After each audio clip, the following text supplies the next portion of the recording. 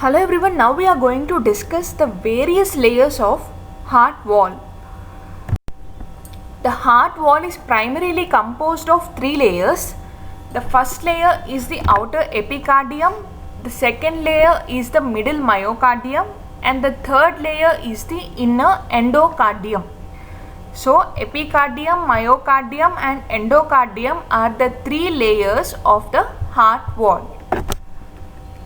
Now coming to epicardium, epicardium is the external layer of the heart and it is composed of two layers.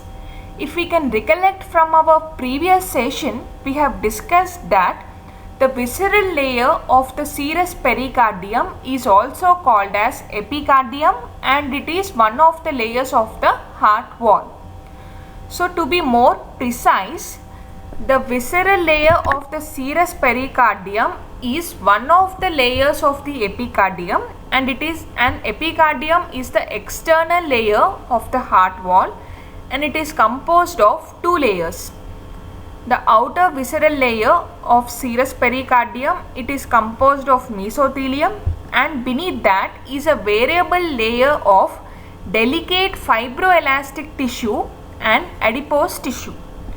So the two layers of epicardium are the visceral layer of serous pericardium and the variable layer of delicate fibroelastic tissue and adipose tissue.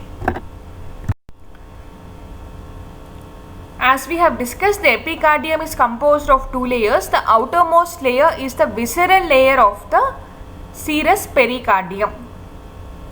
And this thin outer layer of the heart is composed of mesothelium. Now what is mesothelium?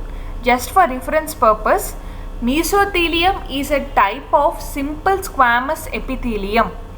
It is a type of simple squamous epithelium that forms the epithelial layer of serous membranes like peritoneum, pleura and pericardium.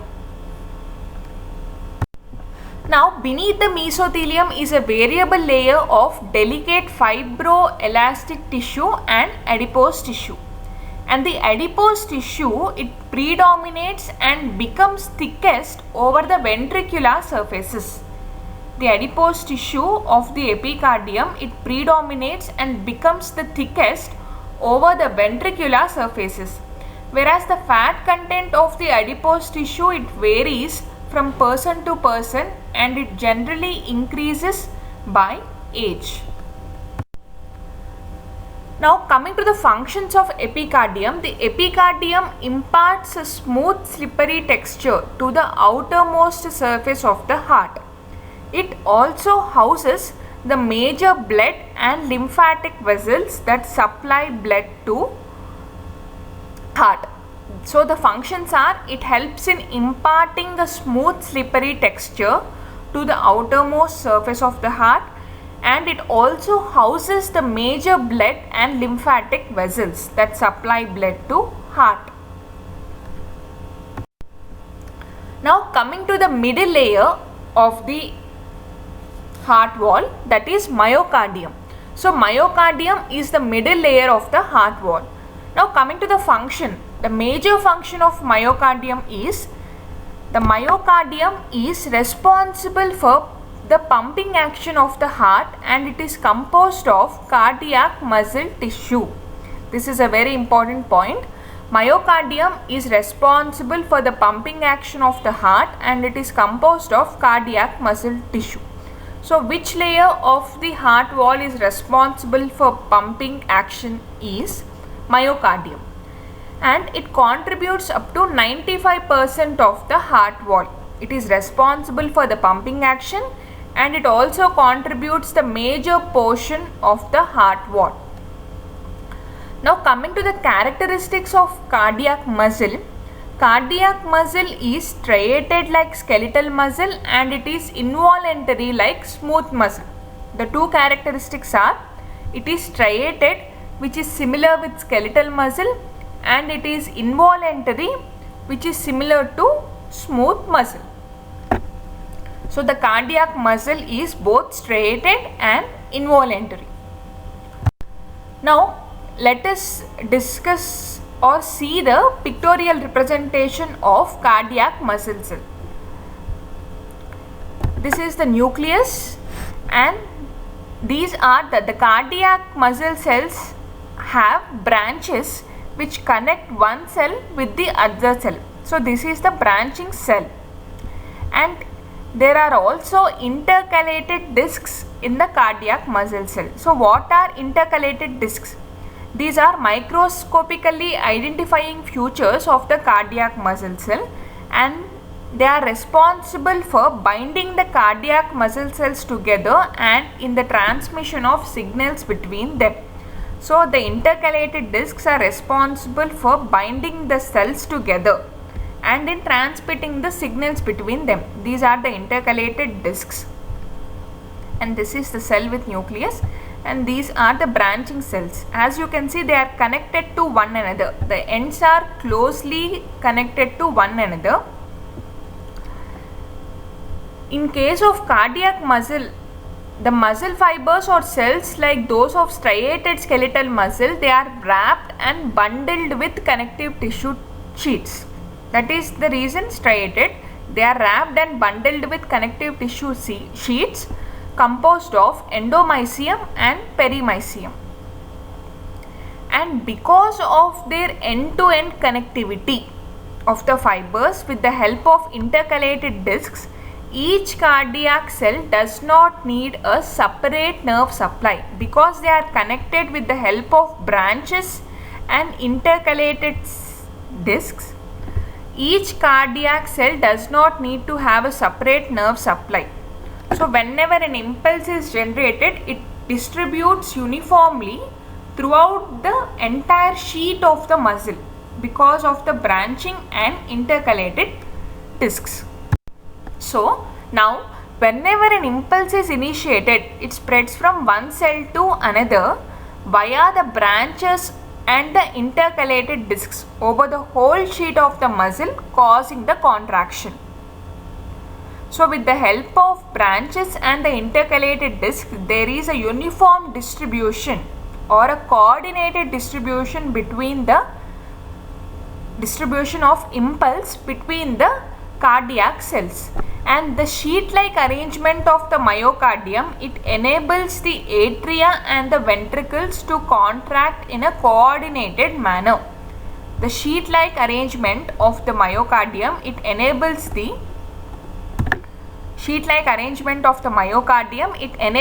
atria and ventricles to contract in a coordinated manner. So the branches and the interconnected discs are responsible for uniform distribution of the impulse across the cardiac muscle. Now the myocardium is thickest at the apex and it tends towards the base, and the thickness of the myocardium, it reflects the amount of the workload each chamber contributes to pumping of the blood. So the myocardium is thickest at the apex and it tends towards the base, and this reflects the amount of workload that the respective chamber contributes to the pumping of the blood. Chambers are nothing but the atria and the ventricle, which we will be discussing in our next session. So the thickness of the myocardium in each chamber, it reflects the workload that goes through or that does. And the myocardium is thickest in the left ventricle that houses the greatest workload. So which chamber of the heart has a greatest workload means left ventricle, and in the left ventricle the myocardium is thickest. As you can see, the apex is formed by ventricles, so the myocardium is thickest at the apex and thins towards the base. So myocardium is thickest in the left ventricle that houses the greatest workload. Now coming to the third and the last layer of heart wall, that is the endocardium. The innermost layer of the heart is called as endocardium, and endocardium is a thin layer of endothelium overlying a thin layer of connective tissue. and this endocardium is continuous with the endothelial lining of the large blood vessels attached to the heart. Endocardium is the innermost layer and it is continuous with the endothelial lining of the large blood vessels that are attached to the heart.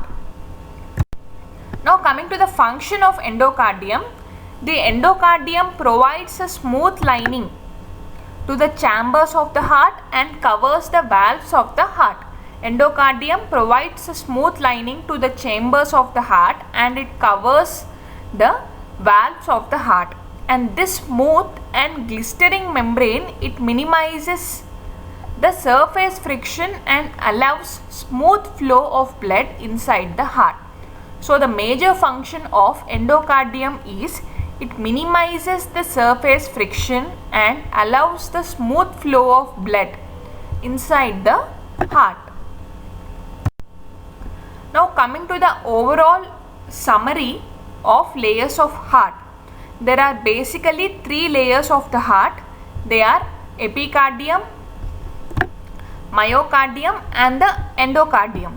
So epicardium is the outermost layer of the heart, myocardium is the middle layer of the heart wall, and endocardium is the inner layer of the heart wall.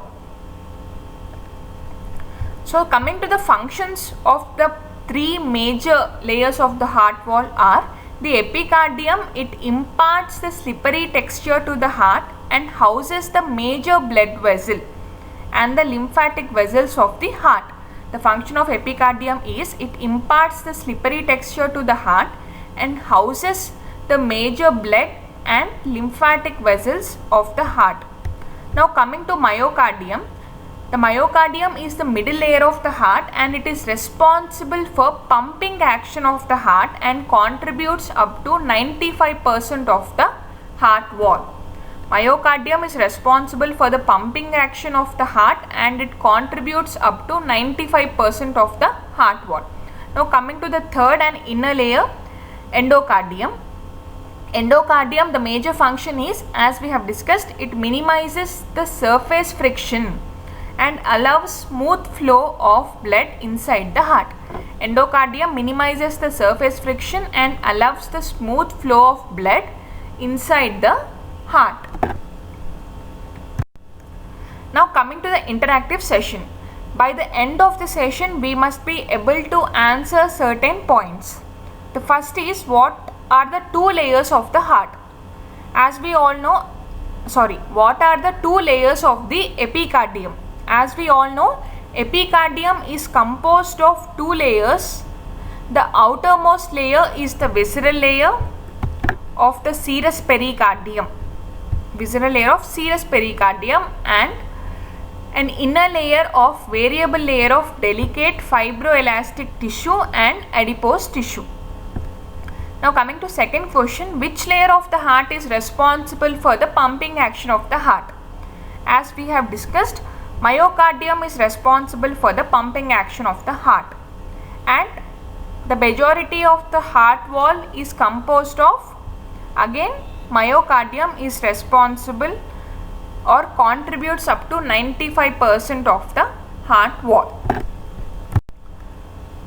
Now, which myocardium is thickest in which part of the heart? The next question is, myocardium is thickest in which part of the heart? The myocardium is thickest in the left ventricle, which is subjected to the greatest workload. Now, next question is the reason for uniform distribution of impulse in the cardiac muscle cells. What is the reason for uniform distribution of impulse? The branches and the intercalated discs of the cardiac muscle cells, they are responsible for the uniform distribution of impulse in the cardiac muscle cell. Now coming to the final question, the function of endocardium. The major function of endocardium is to minimize the surface friction and allow the smooth flow of blood inside the heart. By this, we complete the layers of the heart. Thank you for watching. Please subscribe for further videos on biopharmaceutics and pharmacokinetics and even anatomy and physiology.